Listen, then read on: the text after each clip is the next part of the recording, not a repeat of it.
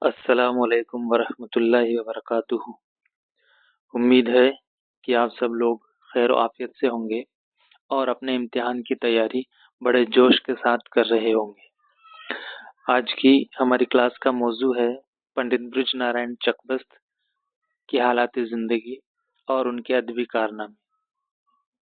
इस क्लास में हम लोगों ने ऑथेंटिक फैक्ट को शामिल किया है, साथ ही ये शॉर्ट नोट्स पर बेस्ड है और इम्तिहान में पूछे गए तमाम सवालात को इसमें शामिल करने की पूरी कोशिश की गई है।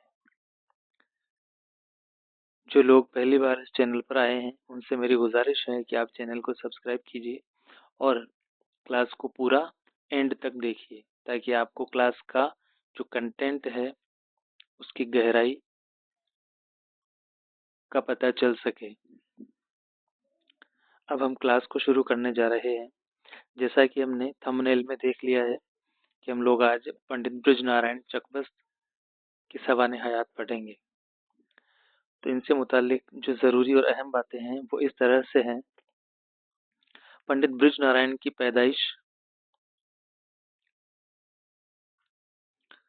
1882 यानी कि 1882 में फैजाबाद में हुई थी। पंडित ब्रिज नारायण चकबस्त की पैदाइश 1882 में फैजाबाद में हुई थी और इनकी वफात 1926 में यानी कि 1926 में रायबरेली रेलवे स्टेशन पर ये फालिज का शिकार हो गए थे। फालिज यानी लकवा नाम की बीमारी के शिकार हो गए थे, जिसकी वजह से इनका इंतकाल हुआ। यहाँ पर हमने दो चीज़ देख ली है कि एक तो इनकी पैदाइश और दूसरा इनकी वफात। पैदाइश इनकी 1882 में फैजाबाद में हुई थी और वफात हुई थी इनकी 1926 में रायबरेली में। और जिसका कारण क्या था, वफात का कारण या वजह जो बनी थी वो था फालिज यानी लकवा की बीमारी की वजह से इनकी वफात हुई थी। अब हम देखते हैं पंडित ब्रिज नारायण चकबस्त या चकबस्त के नाम से जिनको हम जानते हैं उनका असल नाम क्या था। तो इनका असल नाम है पंडित ब्रिज नारायण चकबस्त। इनका असल नाम है पंडित ब्रिज नारायण चकबस्त और ये चकबस्त तखल्लुस अपनी शायरी में इस्तेमाल किया करते थे। 4 फैक्ट अब तक हमने यहाँ पर देखे हैं। चारों ही फैक्ट आपके सामने इस तरह से थे। एक बार फिर से हम लोग इनको देख लेते हैं क्योंकि यहाँ से सबसे ज़्यादा सवाल बनने की उम्मीद रहती है। तो यहाँ तक हमने देखा कि चकबस्त यानी कौमी शायर। चकबस्त का जो लक़ब है वो है कौमी शायर। इनको कौमी शायर के नाम से भी जाना जाता है। चकबस्त की पैदाइश 1882 में फैज़ाबाद में हुई थी। इनकी वफात 1926 में रायबरेली में हुई थी, जिसकी वजह थी फालिज। फालिज की बीमारी की वजह से इनकी वफात हुई थी। इनका असल नाम या यूं कहें कि इनका पूरा नाम है पंडित ब्रिज नारायण चकबस्त और शायरी में जो तखल्लुस इन्होंने इस्तेमाल किया वो है चकबस्त और लक़ब के तौर पर इनको कौमी शायर के नाम से याद किया जाता है। आगे देख लेते हैं।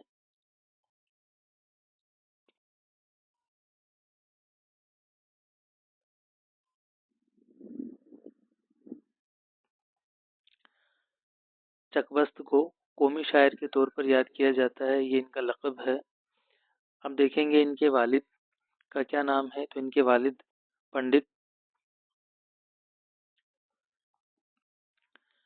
वालिद का नाम है पंडित उदित नारायण चकबस्त। वालिद का नाम है पंडित उदित नारायण चकबस्त। पंडित उदित नारायण चकबस्त जो कि यकीन तखल्लुस इख्तियार करते थे। इनके वालिद पंडित ब्रिज नारायण चकबस्त के जो वालिद हैं जिनका नाम है पंडित उदित नारायण चकबस्त, वो यकीन तखल्लुस इख्तियार किया करते थे। अपनी शायरी के लिए यकीन तखल्लुस इख्तियार किया करते थे। इनकी वालिदा का नाम है लक्ष्मी शुरा या लक्ष्मी देवी। दरअसल इसका सही जो उच्चारण है, जो सही प्रोनाउंसिएशन और तलफ़ुज़ है वो लक्ष्मी होना चाहिए। लेकिन यहाँ पर हमने लक्ष्मी शुरा, जैसा कि बुक्स में, गाइड्स में, ऑथेंटिक बुक्स में दिया हुआ है, एज इट इज हमने लिया है यहाँ पर कि इनकी वालिदा का नाम है लक्ष्मी शुरा। इनके अजदाद कश्मीरी पंडित थे। पंडित ब्रिज नारायण चकबस्त का ताल्लुक कहाँ से है? कश्मीरी पंडित खानदान से इनका ताल्लुक है। इनकी शादियों से मुतालिक बात कर लेते हैं। पंडित ब्रिज नारायण चकबस्त की 2 शादियां हुई थी। इनकी पहली बीवी का नाम है ज्वाला देवी और इनकी दूसरी बीवी का नाम है खेमा देवी। इस तरह से हमने देखा कि इनकी 2 शादियां हुई थी। पहली बीवी का नाम है ज्वाला देवी, जो कि पहली बीवी जिनका नाम है ज्वाला देवी, जो कि पृथ्वीनाथ की साहबजादी थी, और इनकी दूसरी बीवी का नाम हमने देखा खेमा देवी। ये पंडित सूरजनाथ की साहबजादी यानी उनकी बेटी थी। यहाँ पर जो सबसे ज्यादा याद रखने की बात है वो ये है कि एक तो इनका लक़ब हम लोगों को खास तौर से याद रखना है कि पंडित ब्रिज नारायण चकबस्त को कौमी शायर के तौर पर याद किया जाता है। पंडित ब्रिज नारायण चकबस्त को कौमी शायर के तौर पर याद किया जाता है। हमने इस पर स्टार लगाया है। ये एग्जाम से रिलेटेड एक अहम फैक्ट है। फिर हमने देखा कि इनके वालिद का नाम है पंडित उदित नारायण चकबस्त, जो कि यकीन तखल्लुस इख्तियार करते थे। इससे भी ज़्यादा इम्पोर्टेंट और अहम बात यह है कि इनके जो इजदाद हैं या इनका जो ताल्लुक है वो कश्मीरी पंडितों से है। पंडित ब्रिज नारायण चकबस्त का ताल्लुक कश्मीर के पंडितों से है, यानी इनके इजदाद कश्मीरी पंडित थे। आगे देख लेते हैं। पंडित ब्रिज नारायण चकबस्त ने जो पेशा इख्तियार किया था, शायरी के शौक के अलावा जो पेशा ये इन्होंने इख्तियार किया था वो था वकालत। पंडित ब्रिज नारायण चकबस्त पेशे से एक वकील थे और इनके असातिज़ा की फहरिस्त काफ़ी लंबी है। इन्होंने आतिश, गालिब और अनीस को अपना उस्ताद माना है। हालांकि इनकी जो शायरी के असल उस्ताद हैं उनका नाम है रहमतुद्दौला हकीम। रहमतुद्दौला हकीम। दूसरा है अफजलुद्दौला अफजल। अफजलुद्दौला अफजल। इन्होंने आतिश, गालिब और अनीस को अपना उस्ताद माना है, जबकि इनकी शायरी के असल उस्ताद रहे थे रहमतुद्दौला हकीम और अफजलुद्दौला अफजल। यहाँ पर हम देखेंगे कि पंडित ब्रिज नारायण चकबस्त की गजलों पर तो आतिश का असर था। पंडित ब्रिज नारायण चकबस्त की गजलों पर आतिश का असर था, जबकि इनके मुसद्दस यानी इनकी मुसद्दस पर अनीस का ज्यादा असर नुमाया था।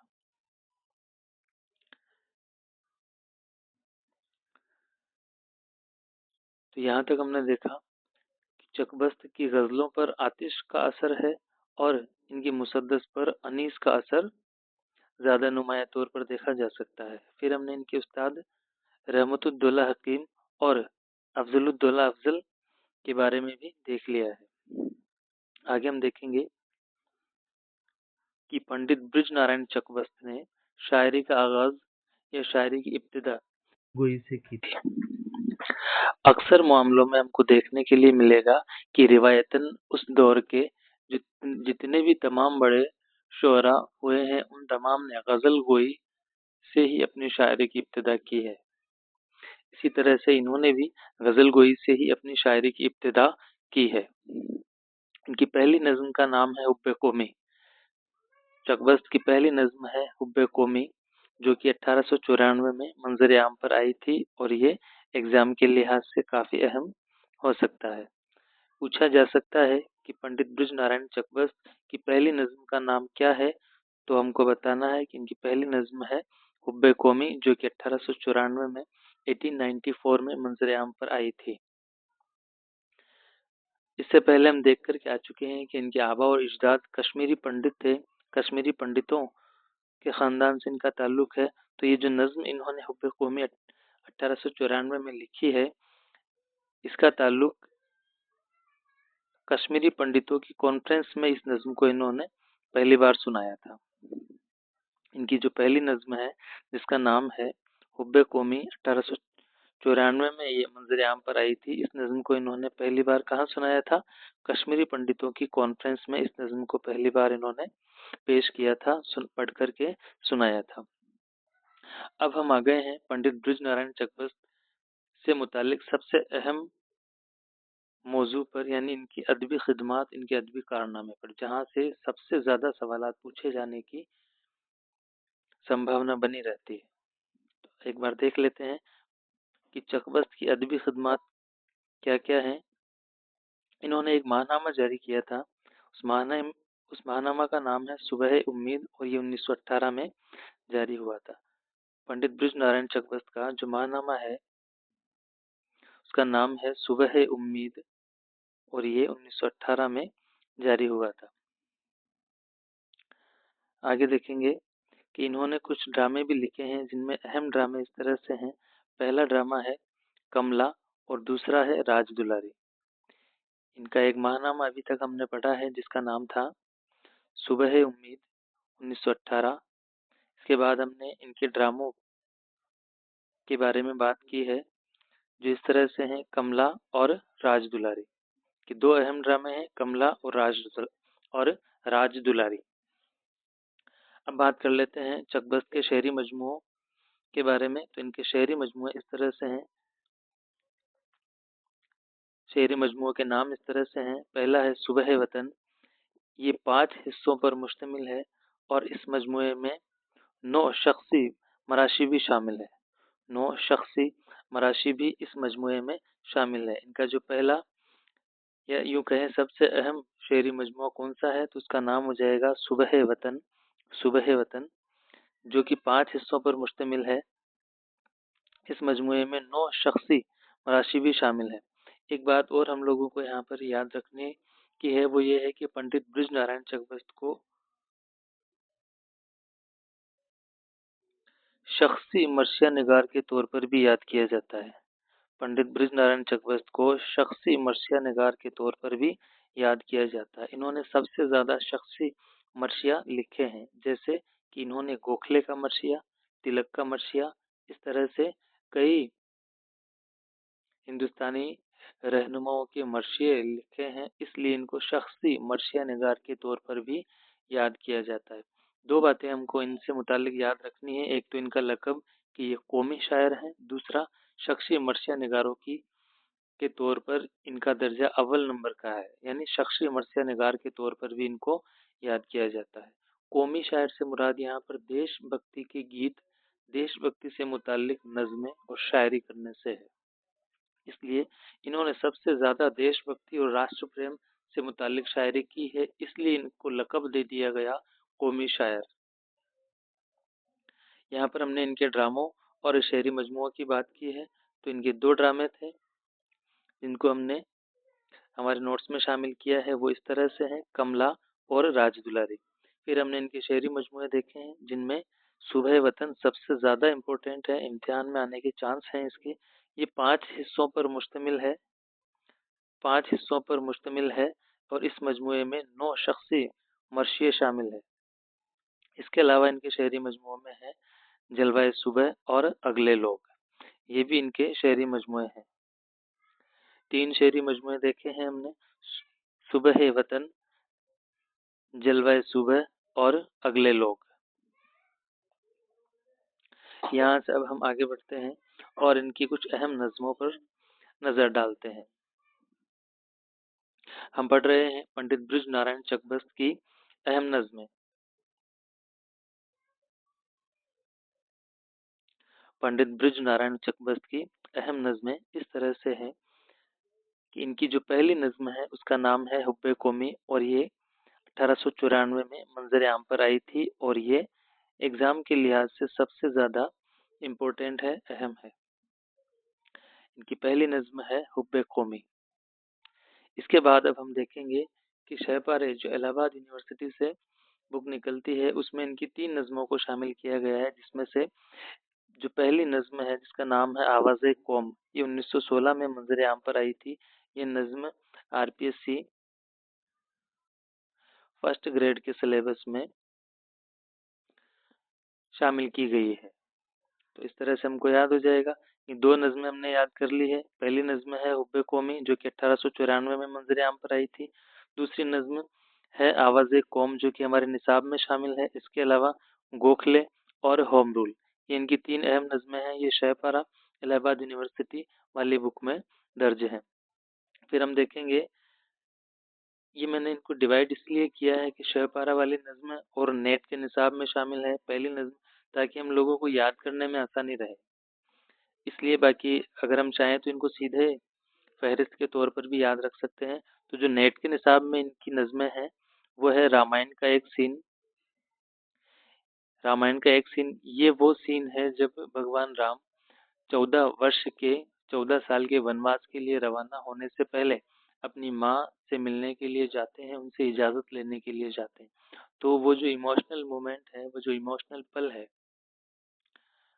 उसको यहाँ पर नज़मबंद किया गया है और बेहद ज़बरदस्त तरीके से उस नज़्म को, उस लम्हे को नज़मबंद किया गया है। अगर आप पढ़ेंगे तब आपको महसूस होगा कि किस तरह से पंडित बृजनारायण चकवर्ती ने उस लम्हे को नज़मबंद किया है और आपकी रूह, आपका कल्ब, आपकी आंखों से आंसू जारी होने लग जाएंगे। अगली नज़्म है खाके हिंद और हुब्बे वतन। एक हमने देखा था हुब्बे कौमी, एक है इनकी हुब्बे वतन। हुब्बे कौमी इनकी पहली नज़्म है और हुब्बे वतन को हम लोग इनकी अहम नज़्मों में देख रहे हैं जो कि नेट के निसाब में भी शामिल है। इसके बाद हम लोग देखेंगे फूलमाला। ये इनकी जाति यानी कश्मीरी पंडितों की लड़कियों के लिए लिखी हुई नज़्म है जिसका नाम है फूलमाला। फिर है नालाए दर्द, दर्द दिल, माजरत, बरसात और लॉर्ड कर्जन से एक झपत। लॉर्ड कर्जन से एक झपत, ये भी इनकी अहम नज़्मों में इसका शुमार किया जाता है। उम्मीद है यहाँ तक आप लोगों को क्लास समझ में आई होगी, पसंद आई होगी। एक बार फिर से हम लोग इनकी नज़्मों का रिवीजन कर रहे हैं। इनकी जो सबसे अहम नज़्में हैं उनमें इनकी पहली नज़्म है हुब्बे कौमी जो कि 1894 में मंज़िल-ए-आम पर आई थी। इसके बाद हमने देखा आवाज़े कौम जो कि 1916 में मंज़िल-ए-आम पर आई थी, यानी 1916 में लिखी गई थी और ये आरपीएससी फर्स्ट ग्रेड के निसाब में भी शामिल है। अगली इनकी नज़्म है गोखले। फिर हमने देखा अगली नज़्म है होम रूल। इसके बाद रामायण का एक सीन, खाके हिंद और हुब्बे वतन, फूलमाला, नालाए दर्द, दर्द दिल, माजरत, बरसात और लॉर्ड कर्जन से एक झपत, ये इनकी अहम नज़्मों में शामिल है। यहाँ से क्लास को आगे बढ़ाते हैं। अब हम देखेंगे कि बृजनारायण चकवर्ती, पंडित बृजनारायण चकवर्ती से मुतालिक कौन कौन से अहम बात हैं, वो कौन सी अहम ज़रूरी मालूमात है जो इम्तिहान में पूछी जा सकती है या मिलान के तौर पर, कथन के तौर पर, स्टेटमेंट के तौर पर इनसे मुतालिक सवालात पूछे जा सकते हैं। तो यहाँ हम देखेंगे कि चकवर्ती जिनका लक़ब है कौमी शायर, चकवर्ती जिनका लक़ब है कौमी शायर, इनका शुमार, एक नुक्ता और लगा हुआ है यहाँ पे, शख्सी मर्शिया निगार के तौर पर किया जाता है। मैंने पहले ही कहा था ये इनसे मुताल्लिक एक अहम फैक्ट होने वाला है और ये ऐसा फैक्ट या स्टेटमेंट है, ऐसी मालूमात है जो इम्तिहान में ज़रूर पूछी जा सकती है। चकबस्त का शुमार शख्सी मर्शिया निगार के तौर पर शामिल किया जाता है इनका नाम, और ये इनका लक़ब है कौमी शायर। अब हम देखेंगे कि चकबस्त वो शख्स हैं जिन्होंने हाल ही और उनकी तहरीर करदा मुकद्दमा शेर व शायरी, हाल ही ने अपनी ये तनकीद की बुक 1893 में लिखी थी। 1893 में ये मंजर आम पर आई थी। ये हाल ही की किताब है जो कि 1893 में मंजर आम पर आई थी। इसका नाम है मुकद्दमा शेर व शायरी। ये हाल ही की तनकीद की पहली बुक है। 1893 में मंजर आम पर आई थी और ऑल अहमद सुरूर ने इसको उर्दू का पहला मैनिफेस्टो भी कहा है। उर्दू का पहला मैनिफेस्टो भी इसको कहा है। और ये किनकी किताब है? तो इसके खालिक हैं हाली। हालांकि चकबस्त जो कौमी शायर हैं, इन्होंने हाली और इनकी किताब मुकदमा शेर व शायरी पर सख्त एतराज़ किया है, यानी सख्त कलमकारी इस पर की है, सख्त एतराज़ किया है। बेहद इम्पोर्टेंट सवाल हो सकता है इम्तिहान के लिहाज से कि पंडित बृज नारायण चकबस्त ने किस किताब पर सख्त एतराज़ किया है। तो उसका नाम हो जाएगा मुकदमा शेर व शायरी, जो कि 1893 में हाली के जरिए से लिखी गई थी। एक सवाल यहाँ पर मैं आप लोगों से पूछ रहा हूँ कि वो कौन सा उर्दू शायर है जिसने गालिब पर सख्त एतराज़ किया था। गालिब और उनकी शायरी पर सख्त तनकीद और सख्त एतराज़ किया था, जिसकी वजह से एक और बात आप लोगों को मैं यहाँ पर बता रहा हूँ कि हाली, माफ़ कीजिए, गालिब पर एतराज़ करने, गालिब पर सख्त टिप्पणी करने की वजह से उनको लखनऊ में गधे पर बैठा करके उनका जुलूस निकाला गया था। उस उर्दू शायर का नाम बताना है जिन्होंने गालिब पर सख्त एतराज़ किया, जिसकी वजह से उनको लखनऊ में गधे पर बैठा करके लखनऊ की गलियों में उनका जुलूस निकाला गया था। अगली अहम मालूमात पंडित बृज नारायण चकबस्त से मुतालिक ये है कि चकबस्त ने अपने मजमूए कलाम को बिशन नारायण के नाम से मंसूब किया है। वेरी इंपॉर्टेंट सवाल पूछा जा सकता है कि वो कौन सी शख्सियत और शायर हैं जिन्होंने अपने मजमूए कलाम को बिशन नारायण के नाम से मंसूब करवाया था। तो जवाब हो जाएगा पंडित बृज नारायण चकबस्त। अगली बात है कि पंडित बृज नारायण चकबस्त रस्म पर्दा यानी घूंघट और पर्दा की रस्म के तो खिलाफ थे, इसके मुखालिफ थे, लेकिन तालीम नस्वा के जबरदस्त हिमायती थे। और हमने देखा भी है कि इन्होंने कश्मीरी लड़कियों के लिए एक नज्म लिखी थी जिसका नाम था फूलमाला। जो नज्म इन्होंने लिखी थी उस नज्म का नाम था फूलमाला। उम्मीद है यहाँ तक आप लोगों को क्लास समझ में आ रही होगी। इसके बाद हम देखते हैं कि नियाज फतेहपुरी ने पंडित बृज नारायण चकबस्त से मुताल्लिक एक बेहद अहम ज़रूरी कॉल दिया है, जो एग्ज़ाम के लिहाज से भी इम्पोर्टेंट है और वैसे भी हम लोगों को जानना चाहिए, क्योंकि अभी जो हम इनसे मुताल्लिक अहम ज़रूरी मालूमात देख के आए हैं वो सीधा इससे रिलेट करता है। हमने देखा कि पंडित बृज नारायण चकबस्त को शख्सी मर्सिया निगार के तौर पर भी याद किया जाता है। इसी से मुताल्लिक एक बात नियाज फतेहपुरी साहब ने कही है। उन्होंने कहा है कि अगर नियाज फतेहपुरी ने कहा है कि अगर चकबस्त की नज्म को अनीस के किसी मर्शिया में शामिल कर दिया जाए। किनकी नज्म? चकबस्त की नज्म को अनीस, जो कि अव्वल दर्जे के मर्शिया निगार हैं, जिन्होंने मर्शिया को बाम उरूज तक पहुंचाया, इनके लिए नियाज फतेहपुरी साहब ये तनकीद कर रहे हैं, ये कॉल कह रहे हैं कि अगर चकबस्त की नज्म को अनीस अनीस की किसी मर्शिया में शामिल कर दिया जाए तो कोई नहीं कह सकता कि अनीस के सिवा कोई नहीं कह सकता कि ये अनीस के सिवा किसी और का कलाम। इतनी बड़ी बात नियाज फतेहपुरी साहब ने चकबस्त से मुतालिक कही है।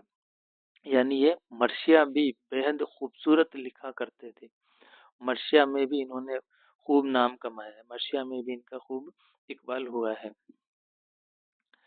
इसी के साथ आज की हमारी क्लास का यहीं पर खात्मा होता है। मुझे उम्मीद है कि ये क्लास आप लोगों को बेहद पसंद आएगी।